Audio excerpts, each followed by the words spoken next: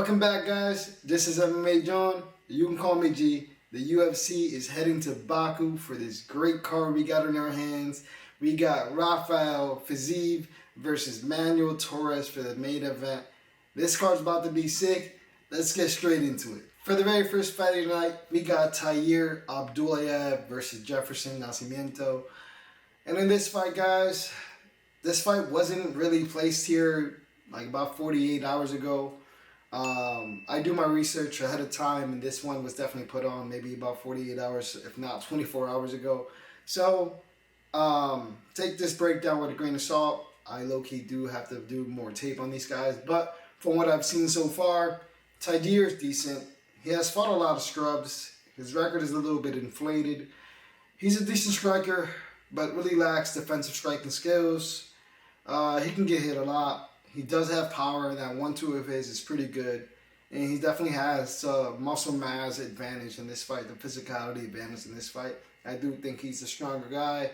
Of course, he has power in his hands.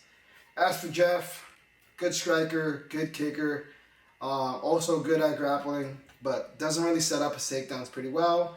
And in my honest opinion, he's also hittable. In this fight, man, I'm kind of just leaning Jefferson Nascimento, not because of his undefeated record, but simply because he has fought the better talent. Again, I need to watch more tape, so take this pick with a grain of salt. This is a low confidence pick. I need to do more tape, more breakdown on this one, but so far, I think Jeff is the better overall fighter, more complete fighter, has fought way better talent. Just look at the level of competition for both fighters. But again, confidence is low when we're taking Jefferson Nascimento, but we are going to take him, and we're going to take Nascimento to get it done inside the distance, probably a late finish, probably a late knockout. So give me Jefferson Nascimento by knockout in the third round. Next fight up, we got Bekzat Almakhan versus Gene Matsumoto. Now, Bekzat Almakhan is an aggressive striker with power in his hands. He dropped Umar Nurmagomedov in his UFC debut. Can't forget that. Regardless of the outcome of that fight, he did pretty alright. He likes to start off fast and throw mad combinations. And as for Gene Matsumoto, he is clearly the more polished fighter, more technically sound, obviously. Has excellent pace, volume, and cardio. Good experience. He has fought Rob Font, Miles Jones, and Farid Basharat. Strong grappling fundamentals and positional control with this man. The biggest question is, honestly, you got to ask yourself is, Almakhan can land the big shot before Matsumoto settles into his rhythm, settles into that game plan. Because obviously, if he does, this fight is pretty much a cruise for Gene Matsumoto, in my honest opinion. But again, Almakhan obviously is the more dangerous fighter, but Matsumoto is the cleaner technician, the cleaner fighter. And if Matsumoto survives that very first round, survives that early storm, his volume, his movement, and his overall IQ is going to start to take over, and he's going to breeze through this fight, like I said. In rounds 2 and 3, he should be good. So give me Gene Matsumoto for the pick. Gene Matsumoto via decision. Now, next fight up, we got Daniil Danchenko versus Theodore Bregan. And you already know Daniil Danchenko, guys. Aggressive striker, heavy kicks, elbows, forward pressure. You know, he does it all. If I'm not mistaken, I think he's Ultimate Fighter. I forgot what season, but he definitely won the Ultimate Fighter, if I'm not mistaken. But I probably got him confused. But anyway, I'm not going to waste your time, though. Theodore, young, explosive guy. Good grappling, good striking, but there's levels to this. Let's be real. Daniil Danchenko is going to come in here and finish this late notice replacement via knockout in the very first round, if not the second. Daniil Danchenko is just better overall, better resume, better physical, better striking, better grappling.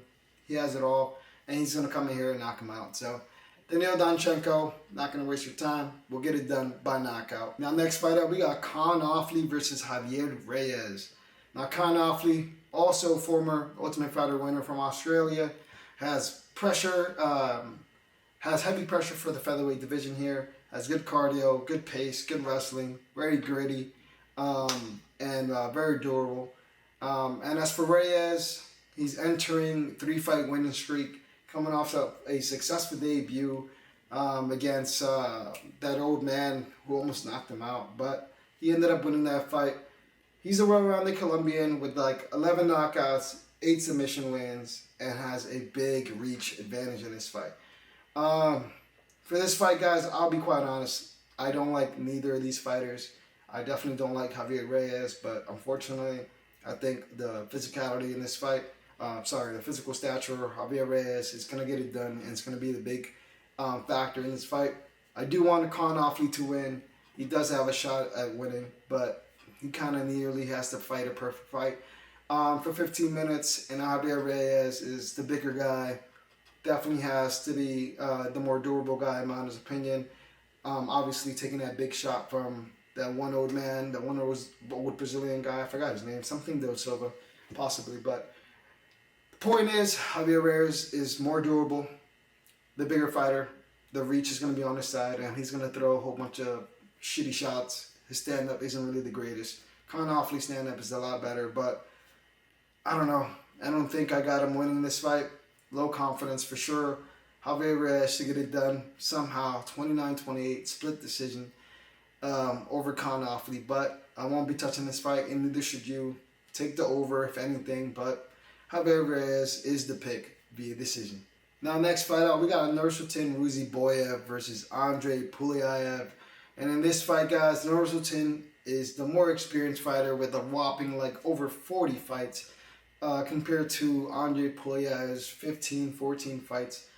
Nursultan Ruziboyev likes to mix his striking and grappling. He is the better fighter out of the two, in my honest opinion. One of my favorite fighters. He is based out of Philadelphia. And of course, the name MMA John. Self-explanatory, right? But anyway, Andre Puliaev, he's alright. Good stand-up, but let's be real, his hands aren't really there. His leg kicks definitely are. But he needs to control the distance and keep the fight standing in this fight and avoid those clinch exchanges from Nursultan if he wants to win. But I don't see him winning that. The experience level was there. Nursultan has fought way better comp and is looking like he's him. Let's be real. He's going to crack that top 15 eventually. Nursultan Ruziboyev is going to get an easy win here, in my honest opinion. High confidence pick. Nursultan should get it done by TKO, by late finish. I don't think Andre Puliaev is him, and he hasn't showed me anything pretty good. Again, his path to victory is definitely keeping it standing and outstriking Nursultan. I do think Andre is probably the cleaner striker, but it doesn't matter. This fight's going to go to the ground. It's going to get gritty, and Nursultan's going to win. So, Nursultan Ruziboyev by knockout, by decision. He's going to get it done. Next fight up, we got Abdul Rahman Yakiev versus Julius Walker. And Abdul Rahman Yakiev is going to win here, let's be honest. The dude's been looking pretty solid lately. Despite him kind of struggling against Brandon Ribeiro, whatever his name is, he still managed to finish him. But again, this is there's levels to this, and Julius Walker isn't up to that level. He's going to get finished here, just like his last fight.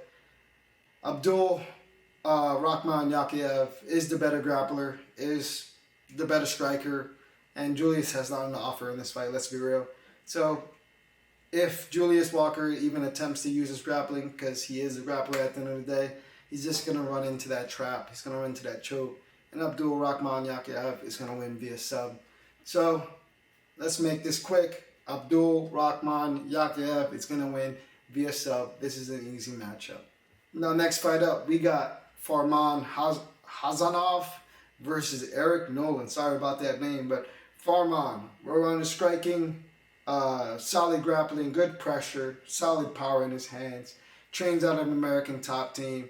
And as for Eric Nolan, also a good striker, also a good grappler. Good combination. It's also solid power in his hands. And this fight, guys, this is going to be kind of crazy. I'm currently leaning Farman Hazanov, but this is extremely low confidence due to his lack of experience. But I think he can get it done. This dude is solid. His pressure, trains out of a better gym. And I think he's going to be able to mix in those takedowns with a combination of those big shots that he throws. But I'm not going to lie. I do feel that pressure more than likely is going to gas him out later on.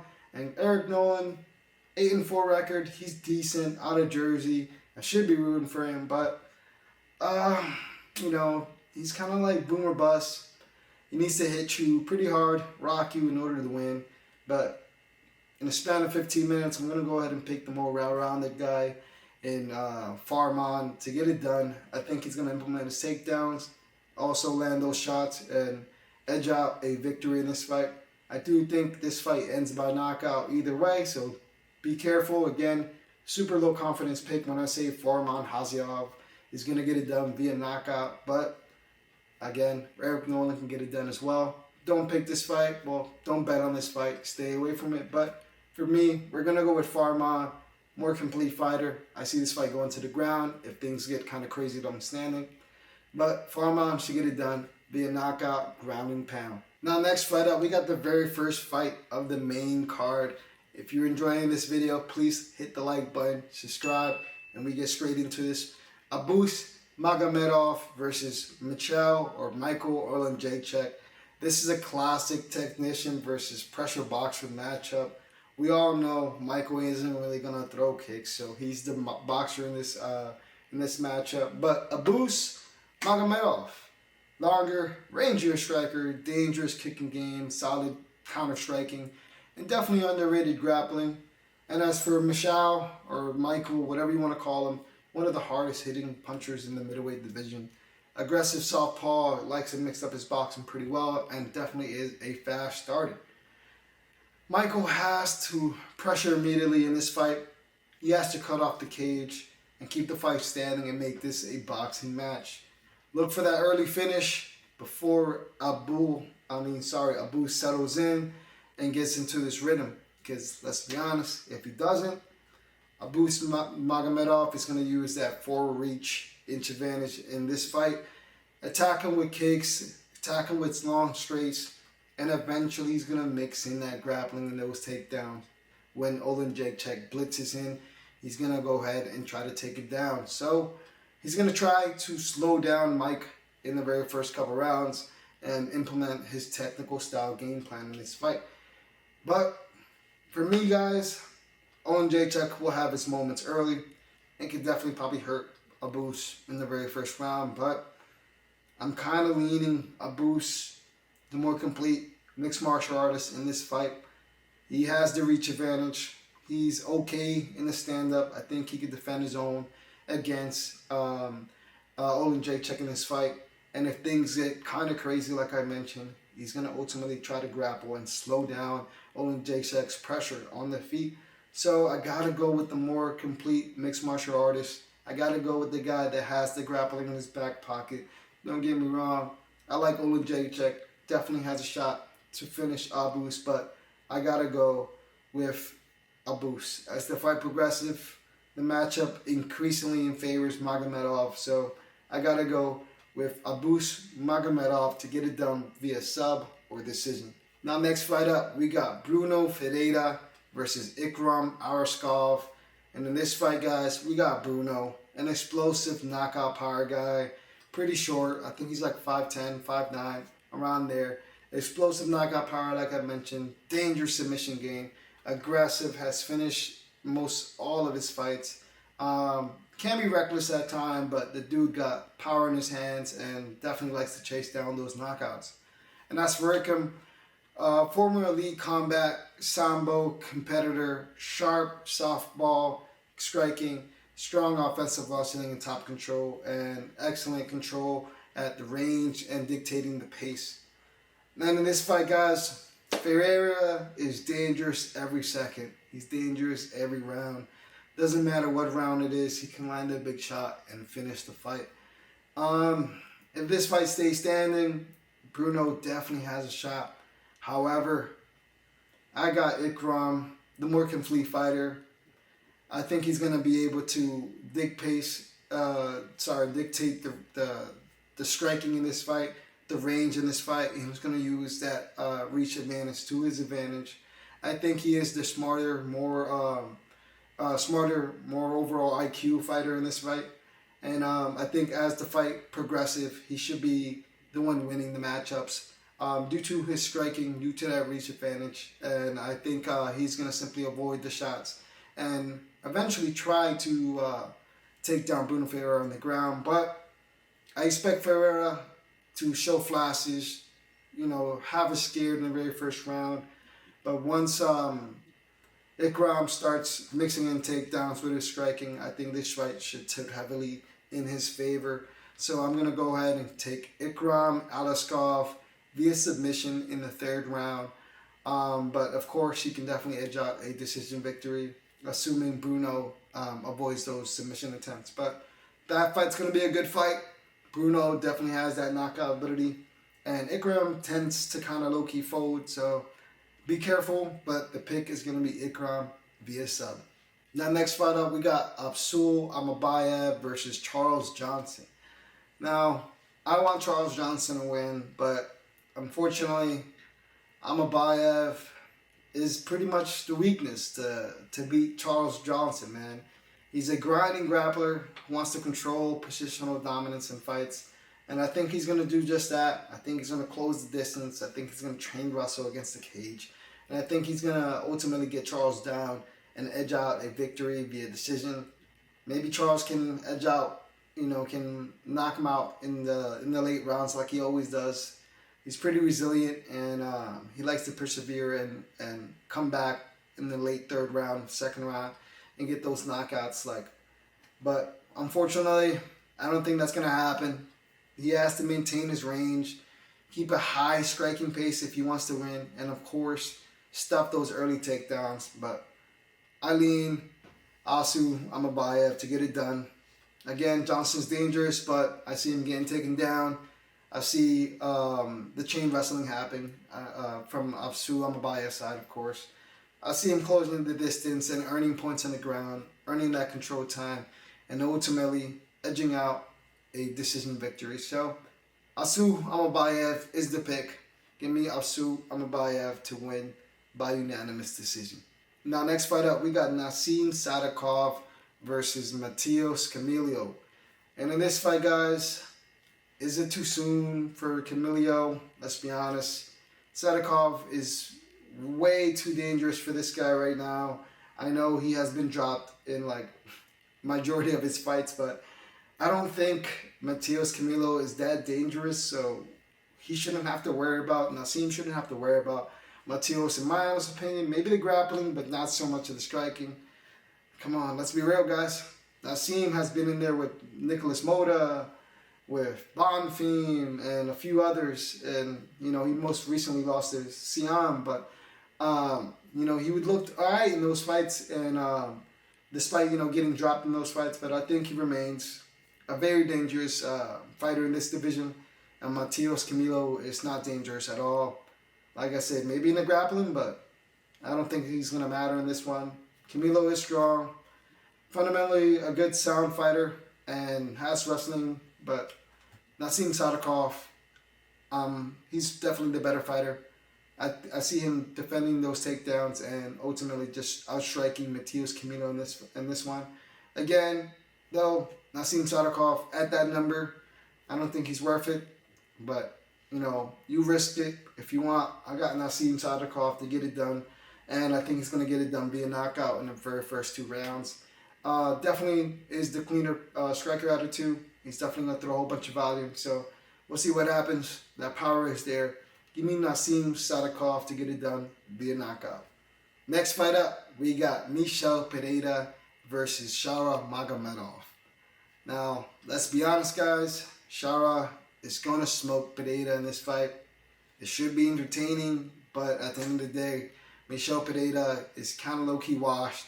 He barely beat Zach Reese, and he's not going to beat Shara Magomedov in this fight, unless, of course, he lands that lucky blow. But that's very unlikely. Magomedov is going to come in here and piece Michel Pereira apart. He's possibly going to end up winning via knockout in the late rounds, possibly second or third round. If not, he's going to edge out a decision victory pretty easily, 30-27. There's levels to this. Michel Pereira isn't him. He hasn't been looking the same for a while now. And Shara Bullet is up-and-coming prospect that was promised to be a killer, but it's more of a decision merchant. But he can possibly get the knockout here. But anyway, Shara Bullet is going to get it done via decision. So give us Shara Magomedov to get it done pretty easily, 30-27 via decision. Now, next fight up, we got the main event of the evening. We got Rafael Fiziev versus Manuel Torres. Now, this is going to be a great striker's delight, too. These guys are going to throw bombs at each other. Rafael is definitely the more cleaner, technical striker. Probably the faster one as well. Definitely has the better striking arsenal. But I got to give Manuel Torres the power and this physical edge. He's finished a lot of his opponents by knockout, by sub. Definitely a versatile guy. He is the taller guy. He has the more reach advantage. And this fight is very hard to predict, man. I like both these fighters. I think definitely Rafael can outstrike and edge out Manuel Torres in this fight and possibly get a late finish, if not that decision win. But, man, I cannot pass up on Manuel Torres. Definitely in the underdog money. Right now it's set at pick'em, but I did got him at underdog money. But he's been looking pretty great. I know he hasn't fought the same level of competition as Rafael Fiziev, but he's been looking pretty good lately. I know Rafael has lost to Justin Gaethje and Rufy, and those guys are monsters. I got Manuel Torres basically losing to those guys too, but Manuel's physicality, Manuel Torres' power, it's going to be the big factor here. I see him damaging Fiziev in this fight. I see him, rearranging his face and capitalizing, hurting Rafael on the feet, and ultimately getting that finish, if not in the very first round, in the late rounds, giving Rafael the benefit of the doubt. I think, if I'm not mistaken, he is from Baku, but I could be wrong. Anyway, I see him, Manuel Torres, getting the knockout in this fight, but it's going to hurt me. Not going to lie, big fan of Rafael Fiziev. But like I said, Rafael has a chance. Better striker, better overall complete fighter, but I don't think he's going to be able to withstand that power. He hasn't been looking the greatest, but Manuel Torres should get it done. So give me Manuel Torres via knockout at dog money. This fight's going to be great. Be careful though. 50-50 fight. Medium to low confidence in this pick. But anyway, that's the video. That's the breakdown. I'll catch you guys in the next video. Peace.